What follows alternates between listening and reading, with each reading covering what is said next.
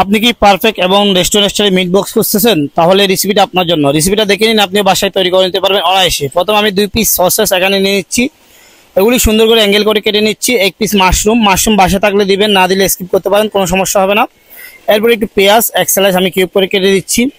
Meet বক্সের সাথে পেঁয়াজটা খেতে অনেক ভালো লাগে, অবশ্যই দিবেন। এরপর আমি দিয়ে দিচ্ছি আলু, 4 পিস আলু স্লাইস করে দিয়ে দিচ্ছি। আলুগুলি আমি আগে থেকে একটু হলুদ এবং লবণ দিয়ে বয়েল করে রাখছিলাম, এগুলি আমি কিউব করে কেটে নিচ্ছি। এখন একটা বলের মধ্যে চিকেন আর যে ইনগ্রিডিয়েন্টসগুলি কেটে নিয়েছিলাম সেগুলি দিয়ে দিচ্ছি। এরপর এগুলি আমি সুন্দর করে এখানে মিক্স করে নিব। এখন দিয়ে দিচ্ছি হাফ টেবিল স্পুন কালো গোলমরিচের গুঁড়া, হাফ টেবিল স্পুন গুঁড়া মরিচ, হাফ টেবিল স্পুন চিনি দিয়ে দিচ্ছি, আর স্বাদ মতো লবণ, যতটুকু এখানে লবণ প্রয়োজন হয়। 1 চিমটি পরিমাণ এখানে দিয়ে দিচ্ছি আমি চিলি ফ্লেক্স। এগুলি দিয়ে সুন্দর করে মিক্স করে নিব, যেন প্রত্যেকটা ইনগ্রিডিয়েন্টস সাথে ভালো মতো মিক্স হয়।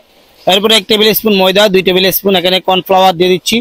এগুলি দিয়ে আরেকটু ভালো করে মিক্স করে নিতে হবে। এখন একটু পানি দিয়ে দিচ্ছি, পানি দিয়ে একেবারে জড়ো করে মিক্স করে নিব। এখন একটা ফ্রাই প্যানের মধ্যে তেল উঠিয়ে দিচ্ছি। তেলের হিটটা রাখবেন আপনি 180 থেকে 200। এই হিটে আপনি 7 মিনিট সুন্দর করে এগুলি ফ্রাই করে নিলে হবে। আপনার যখন ফ্রাই করা শেষ হয়ে যাবে, এগুলি সুন্দর করে ঠান্ডা করে নেবেন 3 থেকে 4 মিনিট। ঠান্ডা করে একটা বলের মধ্যে নিয়ে এখানে আমি দিয়ে দিচ্ছি চিলি সস। এরপরে মিট বক্সের মেয়োনেজ দিয়ে দিচ্ছি। মেয়োনেজটা কীভাবে তৈরি করবেন আমার পেজে অনেকগুলো রেসিপি দেওয়া আছে, দেখেন কত সহজে মিট বক্স তৈরি করা যায়। রেসিপিটা ভালো লাগলে অবশ্যই আমার পেজটা ফলো দিয়ে সাথে থাকবেন। আল্লাহ হাফেজ।